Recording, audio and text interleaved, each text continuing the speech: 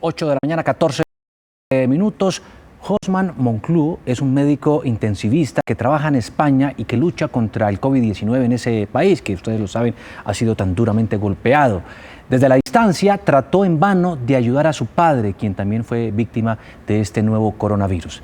Doctor Monclú, primero que todo, gracias por salvar tantas vidas. Gracias, Juan Diego. Buenos días allí en Colombia, tardes aquí en España.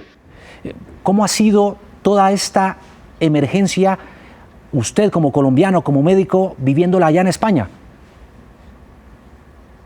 Bueno, pues difícil como en toda parte del mundo. Es algo que, digamos que nos alertaron los chinos de manera que la gente no la creía, pero una vez ha llegado aquí a Europa, hemos visto lo devastador que ha sido en Italia, aquí propiamente en España, y por supuesto este nivel de fondo, países que no lo han tomado muy en serio, ejemplo Estados Unidos, ejemplo inicialmente México, los brasileros, pues estamos viendo cómo las cosas un poco se están yendo de las manos y ya la gente está empezando a tener un poco más de conciencia, un poco más digo porque creo que faltaría un poco más, pero bueno, esperemos que podamos seguir haciéndole frente a todo esto, porque lo que he dicho en otras ocasiones, yo creo que ningún sistema de salud está preparado para esto.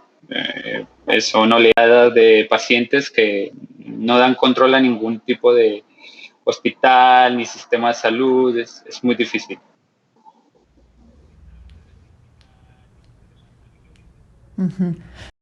Doctor Monclú, precisamente cuando nos empezaron a llegar esas noticias desde Europa a Colombia, mucha gente no creía en la gravedad de la enfermedad o más bien de la situación.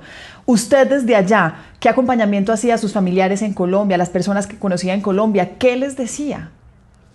A ver, Mónica, yo ya una vez estábamos aquí nosotros en alerta, yo ya empezamos a los familiares a decirles lo básico, que es sobre todo lo que más promulgamos en todo sitio, que es la limpieza, higiene de manos,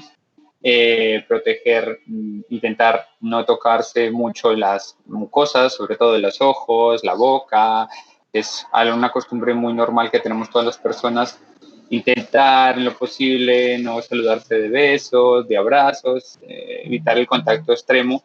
Y un poco eso era lo que le recomendaba a mis familiares. Luego también que les decía que intentaran empezar a viajar lo menos posible, intentar no estar en sitios muy concurridos, más de 10 personas es lo que se recomendaban que no estuvieran juntas, empezar a hacer trabajos desde su casa, cosas que son lo básico inicialmente, pero que ya luego, vista que la gente es muy difícil que lo cumpla, pues por eso es que poco a poco se ha ido extendiendo, cerrando los espacios aéreos, confinando a las personas en la casa, limitando las compras básicas, cerrando establecimientos.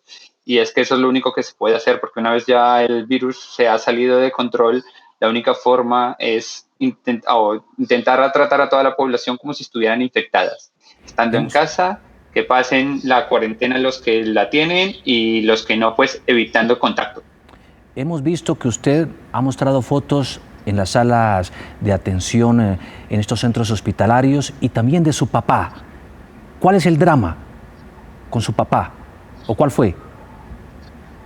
Bueno, el drama con mi padre fue que hace exactamente, sí, el domingo pasado, no este que anterior, mi padre estaba trabajando en Popayán. Mi padre, todo inicialmente tenían que venir a España porque mi hija había nacido, le iban a conocer, mi padre no la conocía, pues por videollamadas, fotos. Mi madre había venido en enero ya a acompañarnos y mi padre, como tenía que trabajar, vendría en marzo, a finales de marzo, el 28 de marzo para ser exactos.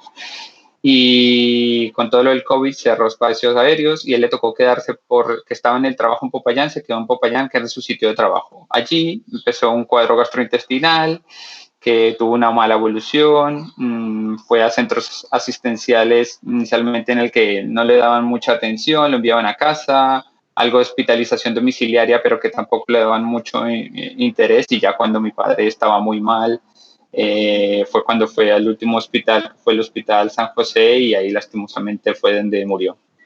Murió con nosotros, lo que decimos, sin saber muy bien. Siempre la sospecha fue el COVID, el COVID, el COVID, porque todo el mundo, claro, la alerta que hay a nivel mundial es el COVID, pero después del resultado negativo que hemos tenido este fin de semana, claro, ahora saber qué le pasó al final, no lo sabremos ni lo sabré. O sea, lo peor era que yo, digamos que con los conocimientos que tengo, que son los tipos de pacientes que yo veo, pacientes graves, no estoy hablando solo de COVID, sino hablo de pacientes graves, la impotencia que tengo de no haber podido ayudar a mi padre, de no haber podido despedirlo, de no poderlo acompañar, de lo bueno que él era con todas las personas, no habérselo podido retribuir. Esas son las cosas que a mí en este momento me duelen sobre todo. Sí. ¿Usted en la distancia habló con los médicos y sospechaba de que era COVID? Yo no sospechaba, pero era algo de lo que había que descartar. Estando en el momento actual, dado el número de casos y que van en aumento, es una de las cosas que se tienen que descartar, por supuesto, y más cuando la clínica de él empezaba a acompañar. Inicialmente parecía algo, como les he dicho, gastrointestinal, pero con los días él empezó a tener la fiebre, los dolores musculares, que no se podía mover de la cama. Al final, cuando llegó al hospital San José, estaba con dificultad respiratoria y que ese fue el motivo por el cual su corazón se paró, por un fallo respiratorio que al final hizo un compromiso de todo su organismo y lastimosamente no lo pudo superar.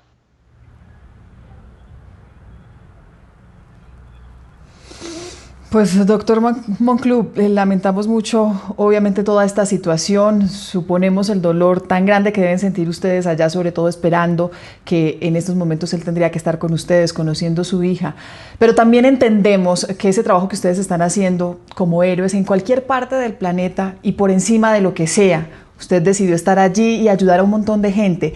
El mensaje que podemos entregarle a las personas en Colombia para que entiendan la dificultad de esta situación que a usted, entre otras cosas, le exigió estar allá con su familia en una situación tan delicada, acá, a distancia, un mensaje para los colombianos frente a esa situación que a usted le tocó vivir.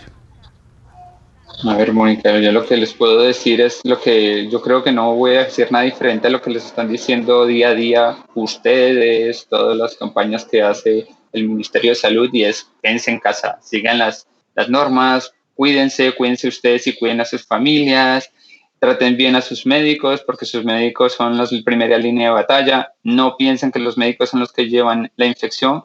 Por supuesto, eso es un gran error, la infección la tiene el que tú tienes al lado. Y si tú igual vas por todos los sitios con guantes, con tapabocas, pero igual no tienes las medidas básicas de protección, igual te va a dar. Y eso es lo que hay que evitar, como les digo, si muchas personas se ven infectadas, entre más infectados haya, claro, hay más riesgo de que las personas se pongan graves. Y es ahí cuando se llenarán los centros asistenciales, los hospitales, y es que no daremos abasto ni en Colombia, ni en España, ni en Estados Unidos, ni en ninguna parte del mundo. ¿Ha comenzado a bajar el pico de contagio allá, en España? Estos son datos que se toman con mucha cautela, porque si han visto los últimos 5 días, estábamos muy positivos, porque parecía que bajaba. Ayer y hoy ha tenido un ligero ascenso. Claro, estos son datos que son muy relacionados a que el fin de semana no se pasan todos los datos exactamente el lunes, sino que también martes y miércoles. Y claro, es difícil. Parece que se va estancando, porque no íbamos en el aumento de los 800 muertes al día. Parece que los infectados van en descenso. Pero, como les digo, yo me tomaría todos los datos con cautela porque si bajamos los brazos y nos descuidamos, volveremos a tener un ascenso de los números. Aquí, hace un rato, el director de las unidades de cuidados intensivos de Bogotá calculaba, sabemos y nos lo advertía, que los pronósticos y los cálculos no son muy certeros, que el pico llegaríamos hacia finales de mayo aquí en Colombia. ¿Qué recomendación usted como médico podría advertir? Como médico, lo que les digo, protección, quedarse en casa, seguir la cuarentena, no hay otra cosa más que decir. Si todos se quedan en casa, si todos se protegen, si evitamos que se infecten unos a otros, será la única manera de que la gente no empiece a caer. Y si caen, estén seguros que puede caer su padre, su familiar, su abuela y en algunas ocasiones mismos, porque aquí vemos gente joven, gente sin patologías, pero que igual este virus los afecta igual. Aquí comienzan el día de hoy a llegar las pruebas rápidas, ligeras, para que la gente pueda comprarlas por un lado y saber si está o no infectado. ¿Cómo ha sido eso allá en España y cómo ver esta fase que comenzamos aquí en Colombia? A ver, lo de las pruebas rápidas, digamos que son una ayuda, pero lo mismo, son datos que se tienen que tener con cuidado, porque el que tenga esa prueba rápida te dice, es una foto del día, te dice, a ese día puede que no la tengas, con de un 20 a un 40% de probabilidad de que esa prueba sea un falso negativo. Eso todo se tiene que acompañar un poco con clínicas. Si tú has tenido una clínica sugestiva de algo, infección, el típico gripa que tienes en la casa, algo de fiebre, algo de tos, y que lo pasas sin nada, puedes haber tenido el COVID y tú no te has dado cuenta y te has curado y ya está. Y con la prueba, hasta cierto número de días, más o menos al séptimo día, esa prueba rápida tendría un valor. A partir del séptimo día puede dar negativa. Y lo que les digo, puede ser un falso negativo porque o bien te has curado o bien la has pasado, pero no has quedado con defensas y hay algunos casos que se podrían reinfectar. Claro. Aquí se ha hablado de considerar un aislamiento inteligente, levantando la cuarentena y enfocarlo solamente en sectores y zonas específicas. El presidente, en últimas, optó por extender el aislamiento preventivo total. Usted, por la experiencia en España, ¿cómo analiza eso? Yo te hablo, si España digamos que es un país que está un poco más industrializado, un poco más ordenado, la sociedad tiene un poco más se rige un poco mejor por las normas, igual así no era una opción. Te voy a dar un ejemplo de los holandeses, que fueron los que intentaron implantar este tipo de medidas, son los europeos del norte, que son un poco los que son más estrictos, y en ellos ha fallado porque es muy difícil. Tú a la gente le dices confinamiento, sales, pero te quedas, pero la gente hace lo que quiere. Y sobre todo en Colombia tenemos sitios donde se maneja muchísima población, sobre todo en las partes del sur, en las que la gente por los recursos que se tienen, el transporte masivo es imposible de no tomarlo, y en el transporte masivo, como su nombre lo dice, es imposible de que no hayan muchísimas personas que tengan contactos unos a otros, y es que piensan que infectado, infectan tres, así sucesivamente. Entonces esto será un no parar. No creo que sea una opción en Colombia. Es Josman Monclú, un médico colombiano quien ha ayudado a salvar muchas vidas en España, donde ha sido uno de los países más fuertemente golpeado por este nuevo coronavirus. Feliz día, bueno, mucha suerte en medio de toda esta labor tan importante que usted desarrolla ya en la primera línea de batalla contra este COVID-19, y sentimos mucho lo de su papá. Bueno, muchísimas gracias a ustedes por el contacto conmigo, y bueno, pues nada, simplemente desearles mucha suerte allí, que se cuiden los colombianos, que esto no es un chiste, no es cualquier cosa que se va a pasar de la noche a la mañana, no es una gripita como decían algunas personas. Piensen que esto va a ser grave y que hay algunos países que de verdad van a sufrir bastante. 8 de la mañana, 28 minutos. Es el doctor Josman Monclú Payanés, quien está en este momento en España también librando la batalla médica contra el coronavirus. Bogotano. Ah, ¿usted es bogotano?